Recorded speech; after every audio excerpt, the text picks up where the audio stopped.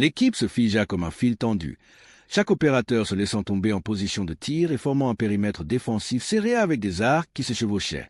Noël avait vu quelque chose. Un morceau de tissu brun clair accroché à une branche à environ 15 mètres devant. Le genre de tissu que vous attendriez de vêtements civils que quelqu'un utilisant une couverture rurale pourrait porter. Preuve possible, œil sur ça, signale ATL bas.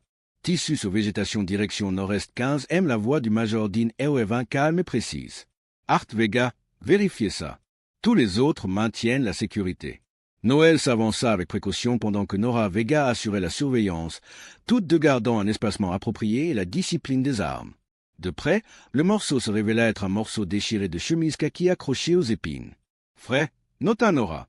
Pas d'altération atmosphérique, portant encore ce parfum d'usine d'il y a seulement quelques heures. Noël repéra des taches sombres. Sang, dit-elle, pas beaucoup, mais assez pour signifier que celui qui l'avait laissé était blessé. La piste continue vers le nord-est, ajouta Nora, pointant vers la végétation écrasée et des empreintes de bottes partielles. Des bottes de style occidental, pas les sandales bon marché que les combattants locaux favorisaient. Se déplaçant vite, ne se souciant pas du silence. Il courait effrayé, termina Noël. Elle activa ses communications. « Sergent, notre agent est passé ici au cours des dernières heures. Il est blessé, mais mobile, poussant vers sa dernière position connue. Pas d'opposition, répondit ROR. Il suivit la piste qu'Adam Mercer avait faite, et Noël n'aimait pas à quel point elle était évidente. Des branches cassées à hauteur d'épaule, de la terre éraflée, de la litière de feuilles retournées qui criait que quelqu'un était passé en trombe. Soit il était trop paniqué ou trop blessé pour se soucier du métier, soit il s'était déplacé si vite que la discrétion était impossible. La jungle se referma autour d'eux. Chaque ombre pouvait cacher un combattant. Chaque bruissement un prélude à une embuscade. Le doigt de Noël reposait sur le pontet. Jamais sur la gâchette. Pas encore, mais prêt à passer à l'action en un battement de cœur si nécessaire. Mouvement. Signala Nora depuis la sécurité arrière. 7h60 individu seul parallèle à notre route. L'unité se figea à nouveau, les armes pivotant vers la pelle. À travers son optique agrandie, Noël s'efforça de distinguer une forme dans l'obscurité. Une silhouette solitaire se déplaçant prudemment à travers la végétation basse. Un fusil de type AK porté en position basse prête. Des vêtements olives le marquaient comme insurgé. J'ai un visuel, confirma Noël, installant son réticule sur la masse centrale. Hostile unique avec AK se déplaçant d'ouest en étant patrouille. ROR évalua doucement. Schéma de recherche cherchant notre colis. Personne ne tire à moins que nous ne soyons compromis. Nous n'annonçons pas notre position. L'insurgé poursuivit sa patrouille, fusil levé pendant qu'il cherchait, mais il ne les avait toujours pas repérés. Leur camouflage et discipline sonore les gardaient invisibles, cachés à la vue à moins de 60 mètres d'un homme qui les aurait tués sur place s'il avait su. Noël le suivit à travers son optique, le doigt reposant légèrement sur la gâchette, sécurité sur feu, respiration contrôlée pour le tir que cette arme pouvait faire à cette distance. Elle pouvait l'abattre avant que son système nerveux n'enregistre ce qui l'avait frappé. Il traversa leur zone d'observation, s'arrêta pour inspecter quelque chose au sol, puis continua vers l'ouest jusqu'à ce que la végétation l'engloutisse. Dégagé, signala Nora après 30 secondes. Là où il y a une patrouille, il y en a plus, dit-elle calmement. Ils effectuent des schémas de recherche. Alors nous nous déplaçons plus vite qu'ils ne peuvent balayer. Le Major Dean ROR décida que Hart augmentait le rythme. Noël ouvrit sa marche, gardant la forme tactique, mais abandonnant un peu de discrétion pour la vitesse. La piste que leur contact avait laissée devenait plus frénétique. Des signes de chute, des empreintes de mains dans la boue où il s'était hissé. Du sang frais éclabousser sur les feuilles et l'écorce. Toutes les marques de quelqu'un proche de ses limites. Tech balise? Demanda ROR. Plus forte? Ethan Tech Eye répondit. Nous sommes à moins de 400 mètres. Signal toujours stationnaire. La jungle s'épaissit. La canopée bloquant le soleil jusqu'à ce que l'après-midi se sente comme le crépuscule. Et leurs lunettes de vision nocturne devinrent essentielles. Puis Noël entendit des voix. Plusieurs locuteurs. Dialecte local venant de droite devant à environ 75e, elle leva brusquement son poing. L'équipe se figea en plein pas. Contact frontal. Elle souffla dans les communications. Hostile multiple 6 à 875M stationnaire. Sortez-nous de ce sentier. ROR ordonna. Position de dissimulation. Silence sur mon signal. Personne ne bouge jusqu'à ce que nous sachions. Ils se dissolvèrent dans le feuillage avec une efficacité pratiquée. Chaque opérateur trouvant un endroit qui brisait sa silhouette et offrait à la fois couverture et dissimulation, Noël se glissa dans un creux naturel derrière une racine massive. HK 416 braquait sur les voies pendant qu'elle restait invisible. À travers les brèches dans les feuilles, elle aperçut des silhouettes, peut-être 8 combattants disposés autour d'une petite clairière. Ils portaient un mélange des AK-47, de fusils SKS et au moins une PKM. Un chargement professionnel, pas le matériel de briques et de brocs que vous voyez avec des milices mal entraînées. Et au centre de la petite clairière, attaché à un arbre avec ses mains derrière son dos, était assis un homme blanc en vêtements civils qui correspondait à leur description du contact de la CIA. Fin de la trentaine, carrure athlétique, chemise kaki déchirée et tachée de sang. Son visage enflé et meurtri de ce qui ressemblait à un passage à tabac récent. Visuel sur le colis. Noël souffla dans son micro. Il est capturé, attaché, semble interrogé. 8 hostiles armes légères mixtes et une arme d'équipage formaient un périmètre serré autour de lui. Le major Dean ROR inspira brusquement et resta immobile. Tech, confirmez que c'est notre gars. Ethan Tech a sorti une tablette et fit défiler jusqu'à la photo de l'agent. Même à cette distance, la correspondance était claire. C'est lui, officier de la CIA Adam Mercer sous couverture en tant que consultante agricole. C'est le colis. Et l'ordinateur portable? Demanda Nora Vega. Sac à dos près de lui. Noël répondit, yeux durs. Il pourrait être dedans, mais aucun moyen de savoir sans s'approcher. ROR se tut, calculant des chiffres dans sa tête. 8 combattants armés en position avec une PKM contre 5 opérateurs. Les chances n'étaient pas impossibles. L'entraînement, la surprise, un meilleur tir de précision pouvait combler l'écart, mais ce serait bruyant, violent et coûteux. Nous ne le laissons pas. ROR finit par dire, nous faisons ça intelligemment. Balayage pour force additionnelle. Identification des positions de tir. Planification de l'assaut. Une chance. Je prends le tireur de PKM. Nora proposa. Premier tir. Je l'élimine avant qu'il ouvre le feu. Je descends le chef, ajouta Noël, pointant l'insurgé qui aboyait des ordres. Éliminer le commandemento. Perturber leur chaîne de commandement. Le UH-60 Blackhawk tangua brutalement alors qu'il virait bas au-dessus de l'immense canopée verte, ce rotor déchirant l'air humide à peine 180 pieds d'altitude. À l'intérieur de la soute exiguë, le sergent-chef Noël Hart passa ses mains gantées sur son HK 416, traçant les lignes familières du fusil comme une mémoire musculaire construite au cours de 4 années impitoyables dans les opérations spéciales. 90 secondes.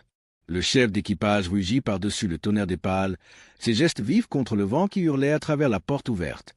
Noël resserra son casque, ajusta ses lunettes de vision nocturne et s'avança vers le côté tribord où la corde d'assaut rapide s'enroulait comme un serpent en attente. En dessous, la jungle s'étendait à l'infini, sombre, humide et hostile. Un labyrinthe de forêts à triple canopée brisé seulement par des éclairs de clairière et le mince scintillement d'une rivière luisant dans la lumière mourante de l'après-midi. Quelque part là-bas, au plus profond du territoire tenu par les insurgés, un officier de la CIA courait pour sauver sa vie avec un ordinateur portable rempli de renseignements qui pourraient altérer toute la direction de la guerre. L'ennemi le savait aussi. C'est pourquoi chaque combattant qu'ils avaient ratissé la jungle pour le trouver en premier. Le briefing avait été brutalement simple. Insertion par corps rapide. Localiser l'agent. Récupérer les données. Extraction avant la tombée de la nuit. 5 opérateurs. 70 km de terrain ennemi. 4 heures de lumière du jour. Simple sur le papier. Suicide dans la pratique. 30 secondes vint le cri suivant. Noël agrippa la corde. L'adrénaline balayant la dernière trace de calme. Son HK 416 était sanglé serré contre sa poitrine. Chaque nerf aiguisé autour d'elle. L'équipe termina les vérifications finales. Le major Dean ROR, leur chef, croisa son regard et donna un hochement de tête ferme, le genre de signal tacite partagé seulement par ceux qui avaient survécu à assez de batailles ensemble pour sauter les mots au tirement. Le Black Hawk se cabra violemment, né en l'air alors que le pilote luttait pour faire du vol stationnaire au-dessus d'une clairière de la taille d'un timbre-poste englouti par la jungle dense. À travers ses lunettes de vision nocturne, Noël vit la zone de largage. Minuscule, serrée et mortelle. « Allez, allez, allez !» hurla le chef d'équipage. Mais avant que Bill Estes vous montre ce qui se passe quand une unité de force spéciale de 5 personnes se jette en enfer pour amener un homme et les renseignements qui pourraient mettre fin à une guerre, déposez un commentaire nous disant d'où vous regardez.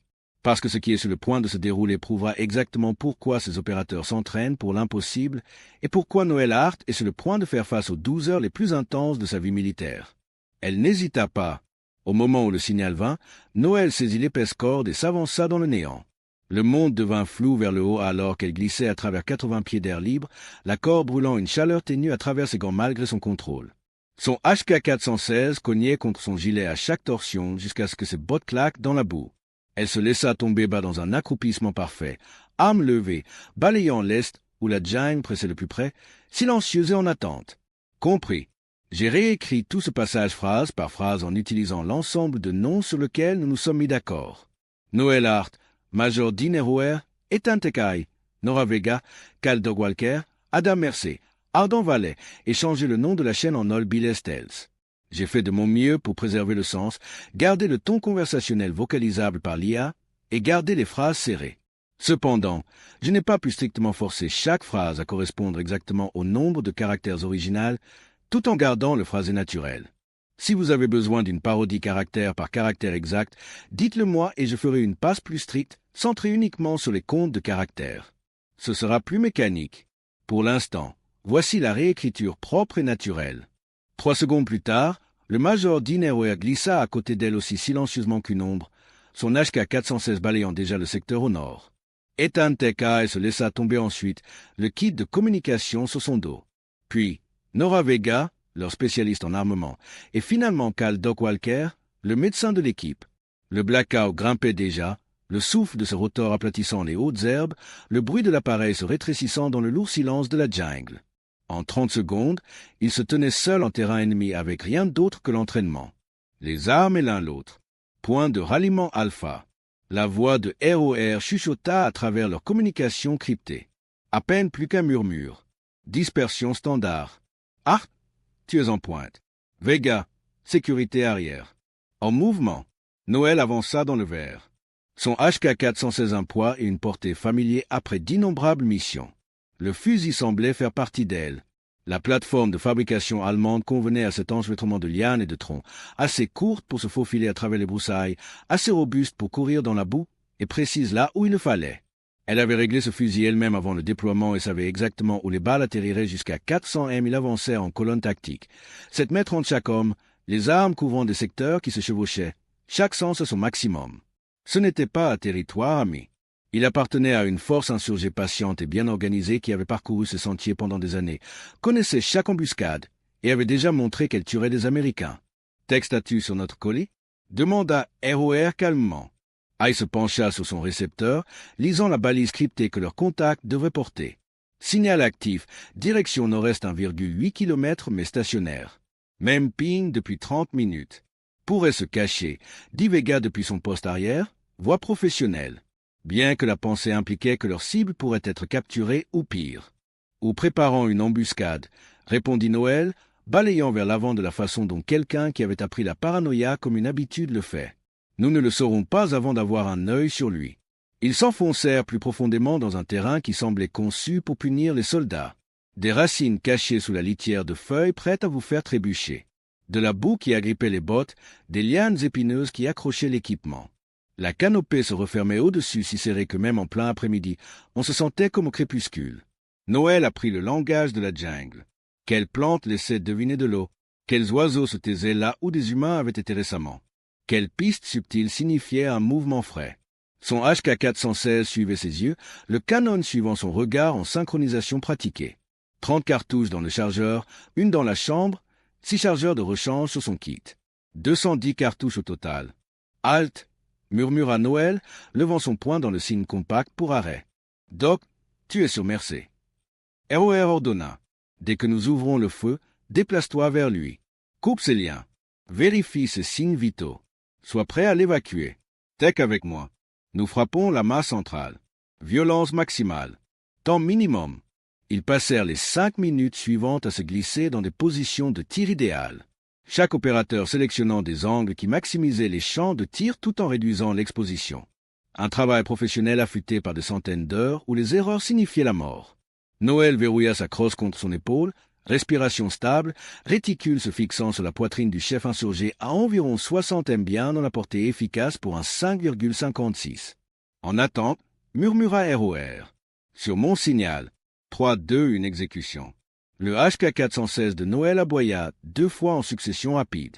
Double tape sur la masse centrale et le chef s'effondra instantanément. La première balle de Nora toucha le tireur de PKM à la tête avec une précision clinique, éliminant leur arme la plus mortelle avant qu'elle ne puisse être mise en action. La jungle détonna dans le chaos. ROR et Tanai déversèrent un feu discipliné dans le centre insurgé, leur HK-416 se déplaçant en synchronisation mortelle. 2 combattants touchèrent la terre dans les 3 premières secondes. Un troisième fut blessé et rampait pour se mettre à couvert. Cal Doc Walker sprintait déjà à travers la zone de mort vers Adam Mercer, l'âme sortie pour couper les liens. Les insurgés qui survécurent à la salve initiale se dispersèrent, tirant sauvagement dans toutes les directions sans savoir encore précisément où étaient les Américains. Des balles craquèrent à travers les arbres et claquèrent dans la terre, certaines terriblement proches, la plupart arquant haut ou s'enfonçant dans les troncs. Noël se déplaça vers la menace suivante. Un insurgé levant un AK vers l'endroit où Walker travaillait sur Mercer, visa et pressa. Le HK-416 aboya une fois et l'arme de l'ennemi tomba de main molle avant qu'il ne puisse appuyer sur la gâchette. Le collier mobile. Walker appela par les communications. Blessures multiples, mais il peut bouger. Nous avons besoin d'une extraction, ordonna ROR. Maintenant, point de ralliement Bravo. Repli par bon. Couverture alternée. Hart, Vega, vous êtes les premières. Noël n'attendit pas. Elle était déjà en mouvement, restant basse, utilisant la végétation et le terrain pour la dissimulation. HK-416, prêt à engager tout ce qui se présentait. ROR et AI lancèrent un feu de suppression, des rafales contrôlées qui gardaient les têtes baissées et frustraient la poursuite organisée. Art Vega en place appela Noël une fois qu'elle eut atteint une couverture solide à environ 40 mètres du site de contact. ROR a bougé.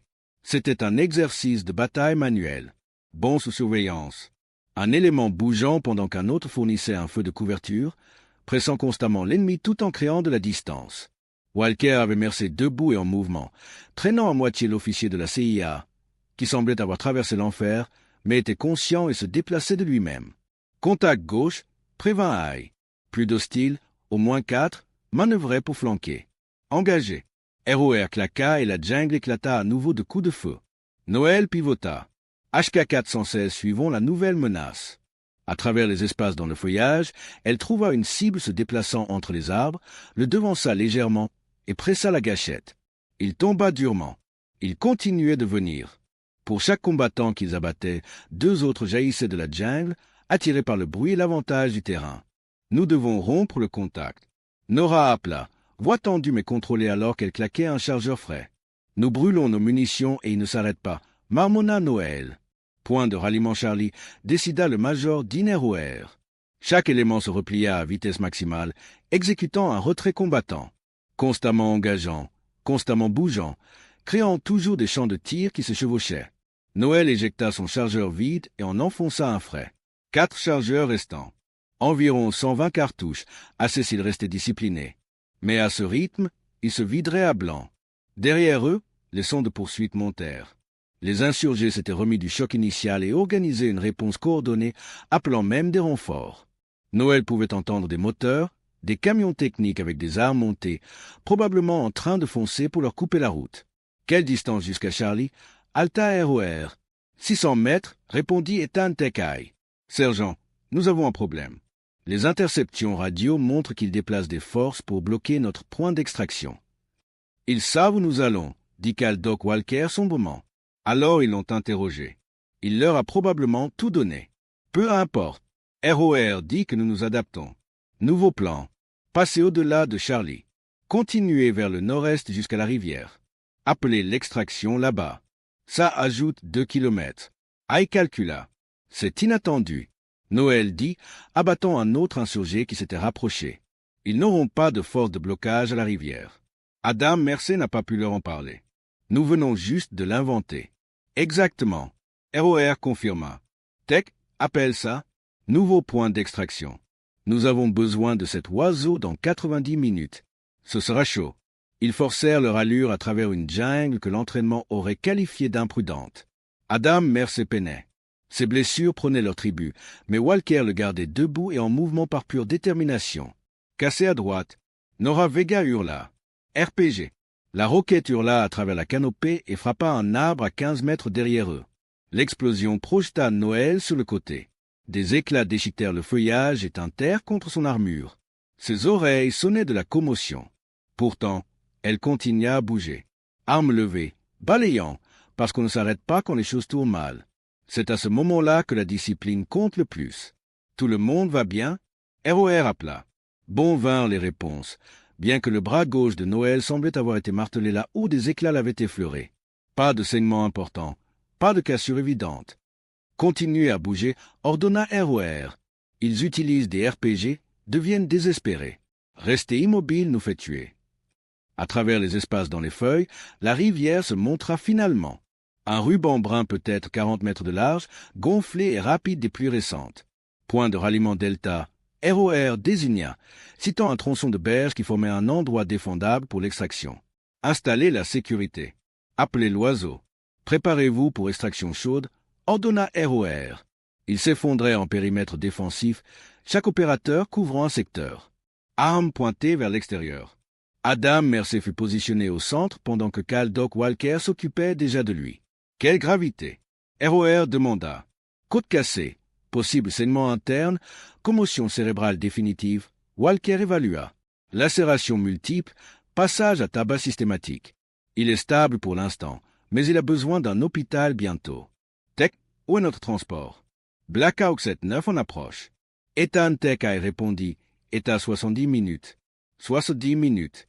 Une éternité quand l'ennemi connaît votre position et a le nombre de son côté. Contact, hurla Noël, son HK-416 aboyant instantanément. Force ennemie approchant de l'ouest, au moins une douzaine se déplaçant tactiquement. La jungle éclata de coups de feu alors que les insurgés avançaient par paires, utilisant couverture et dissimulation appropriées. Noël tira des rafales courtes et précises. Sa première cible tomba, serrant sa poitrine. Sa deuxième plongea pour se mettre à couvert, la forçant à se déplacer vers une troisième, essayant de flanquer. RPG, hurla Nora Vega. La roquette hurla au-dessus, manquant de seulement 10 mètres avant de détonner dans la rivière derrière eux, envoyant une colonne d'eau. Supprimer cette équipe de RPG claqua ROR. Noël les repéra rechargeant derrière un tronc tombé à 70 mètres. Un tir long à travers des broussailles épaisses, mais possible. Elle stabilisa sa respiration, aligna sur l'épaule exposée du chargeur et pressa. Le HK-416 craqua une fois. Le chargeur sursauta et tomba sur le côté, la roquette tombant de ses mains. Le tireur se précipita pour la saisir, donnant à Noël sa fenêtre. Sa deuxième balle le toucha sur le côté. Solution permanente. Équipe de RPG neutralisée. Elle signala, claquant un nouveau chargeur. 3 restants. 60 cartouches. Mouvement sur la rivière. Aïe à plat. Bateau. 2. Les deux avec des armes montées. 2 petits bateaux surgirent en amont, chacun avec des mitrailleuses lourdes et plus de combattants prêts à flanquer par derrière. Vega déplace le feu vers les bateaux, ordonna ROR. Nora tourna son fusil, les balles causant sur la proue du bateau de tête. L'opérateur tomba et l'embarcation tourna dans la berge. Le deuxième bateau continua d'arriver, son arme lourde arrachant des morceaux des arbres autour d'eux. Nous ne pouvons pas tenir cette position éternellement, cria Walker. Nous sommes en infériorité numérique, à court de munitions, et d'autres arrivent. Nous tenons jusqu'à l'arrivée de l'extraction. ROR aboya en retour. C'est la mission. Le monde de Noël se rétrécit à son optique. Acquérir. Confirmer. Tirer. Passer à la cible suivante. Son HK-416 fumait d'utilisation constante, mais continuait à fonctionner impeccablement. Un insurgé apparut sur son flanc droit, assez proche pour voir son visage. AK se levant, doigt sur la gâchette. Noël fut plus rapide. 2 balles main centrale. Il tomba instantanément. Dernier chargeur, appela Nora. Conservez les munitions, ordonna ROR. Faites compter chaque tir. Tir visé seulement. Le rythme du tir américain chuta instantanément. Plus de rafales de suppression. Maintenant, c'était de la pure précision. Chaque pression de gâchette délibérée. Chaque tir intentionnel. Je suis à sec. Ethan Tekai appela le verrou de son HK-416 se bloquant sur une chambre vide. Passage à l'arme de poing. Un homme réduit à un pistolet signifiait 20% de puissance de feu en moins. Combien de temps pour cet oiseau? ROR exigea. 40 minutes? Aïe répondit. 40 minutes. Noël avait peut-être 20 cartouches restantes et l'ennemi serrait de plus en plus à chaque seconde qui passait. C'est alors que le son les frappa. Le rugissement profond et tonitruant de moteurs à réaction coupant à travers la jungle. Massif, soudain, magnifique. Un FA-18 Super Hornet déchira les cimes des arbres à peine 500 pieds, suivi quelques secondes plus tard par son ailier. Cobra 111, ici équipe au sol. Ayaboya dans la radio. Nous sommes en danger proche des forces ennemies. Demandons soutien aérien immédiat. Marquons position avec stroboscope hier. Équipe au sol Cobra 111 reçoit. Le pilote répondit. Visuel sur votre marqueur hier. Confirmez zone cible à l'ouest de votre position. Affirmatif. Côté ouest. Hostile multiple. Apportez l'appui. Reçu. Danger proche. Gardez vos têtes baissées. Les jets virèrent serrés et déchaînèrent l'enfer. Les canons de 20 mm rugirent comme si le ciel lui-même se fondait, des centaines de balles par seconde, déchiquetant la jungle à l'ouest de leur position. Les arbres se désintégrèrent en éclats.